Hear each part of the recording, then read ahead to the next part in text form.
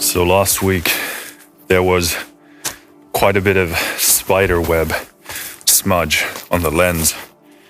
There are still a lot of spider webs in the woods, so if the lens gets a bit smudgy, that's because of that.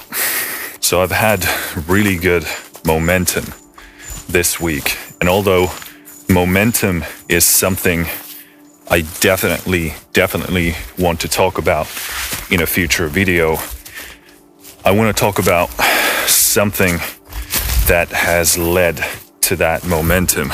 God damn it, these spider webs. Jesus fucking Christ. There are plenty of things that play into generating a good momentum, but perhaps the biggest of those reasons is consistency. Repetition is the mother of retention. And the more you do something, the more repetitions you do, that strengthens the neural pathways in your mind. And as a result, that thing becomes stronger and it becomes more prominent. It becomes easier to maintain because you have to spend less and less willpower to actually do the thing that you want to do. As artists and musicians, we tend to be drawn towards the extremities of human nature. We have the highest highs and the lowest lows. And while there are certainly perks to feeling things intensively and deeply, it's certainly not the best recipe for consistent growth. Hey, ihan oikeasti nää tunne. I'm getting a bit fed up with these spider webs, so I'm gonna head towards a more open area because I'm not gonna get this. God damn it. I was gonna say I'm not gonna get this video done if I have to clean my face after every single time I pass a tree. Anyway, it might be great to have these extreme highs and experience things very deeply and intensively, but it also makes it more difficult to maintain consistent progress. And I know a lot of musicians dread the idea of consistency and daily routines and this sort of idea of a normal life. But in my experience, that has more to do with just having a negative reaction, having a negative connotation to the idea of how a lot of non-artistic people live their lives. And it really doesn't have much to do with the practicality itself. So you have an idea of what a gray, dull, non-creative life looks and feels like. But my invitation to you is to try and separate that from the practical execution. Just because you're doing something daily, just because you're being consistent, doesn't mean your life is going to be void of that same creative energy and excitement. I think the lack of consistency largely comes from struggling to start with things. As I mentioned in a separate video, oftentimes getting back on the horse, getting started, tends to be one of the most difficult things because that's the boundary between two different perceived realities. You're in a current mindset and it's very different compared to the one that you're supposed to be starting. So I know you might dread the idea of living a non-extreme, non-artistic life, but I can promise you that bringing consistency and balance into your life is really going to help you be more happy and be more productive over a long, extended period of time. Personally, I get tired with these extreme highs and extreme lows. You know, when you are having that extreme high, feels like the best thing in the world. And you don't want to sacrifice that for anything. But that also comes with the price of the extreme lows. And when you're bouncing between these two things, it's very taxing for you. It's very stress-inducing. And it's not something I would recommend to anyone because in my experience, there's really no reason for that.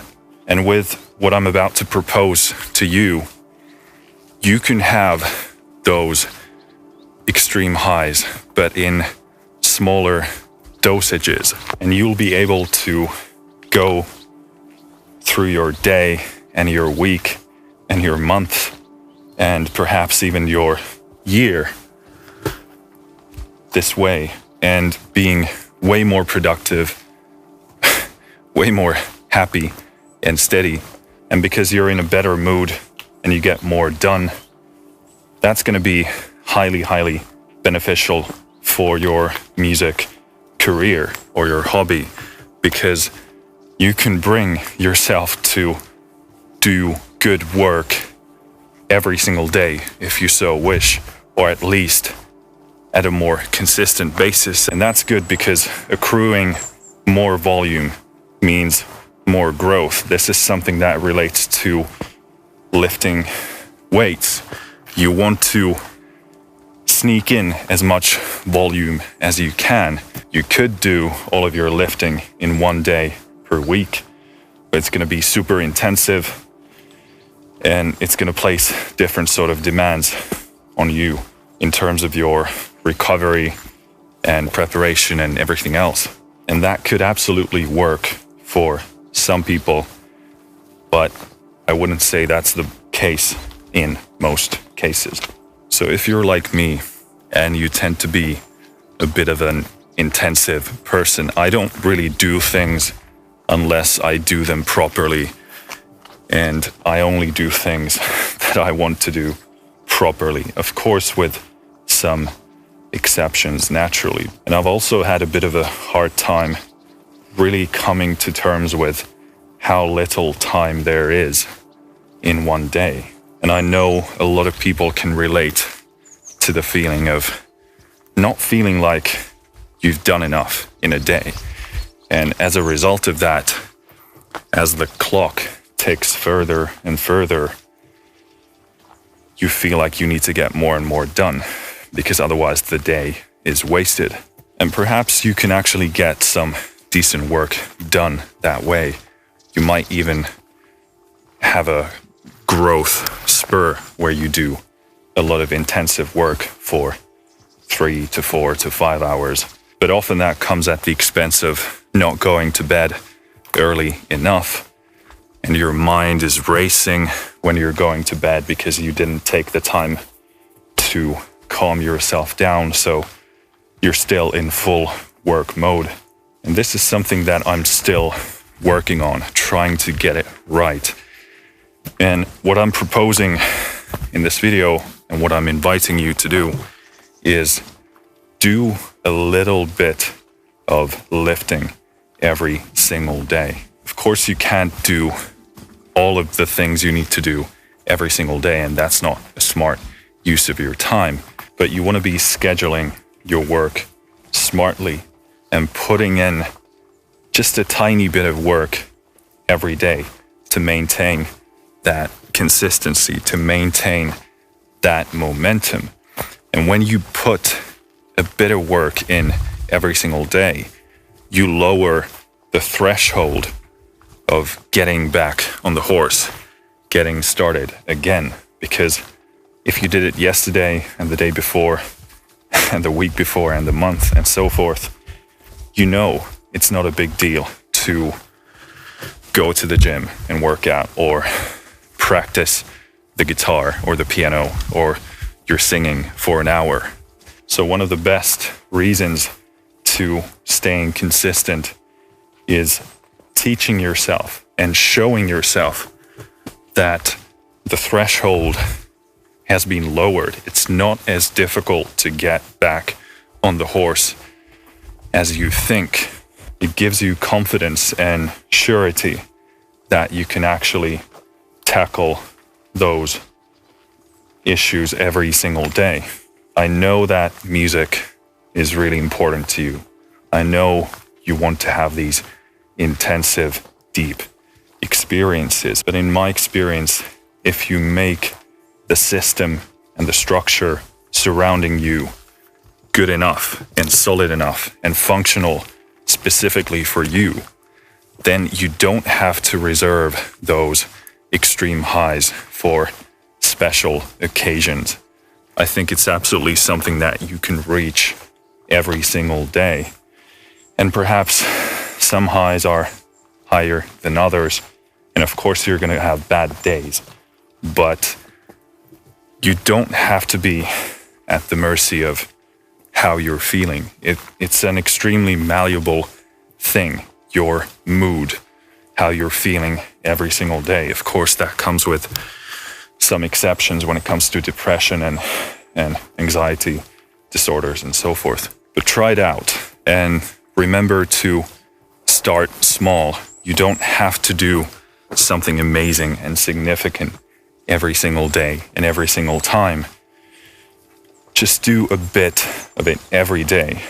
And that act alone is gonna prove to you and show to you that you can get started whenever you want. And as you maintain that over a longer period of time, and a week is enough, then you can see how that consistency creates momentum. You see that, hey, I can actually move forward every single day. And if you stick to that for at least a week, and preferably longer, and of course life throws you around and stuff happens, but if you stick to it, you're gonna see that achieving that momentum is so much easier when you come to the fight every single day. Finished.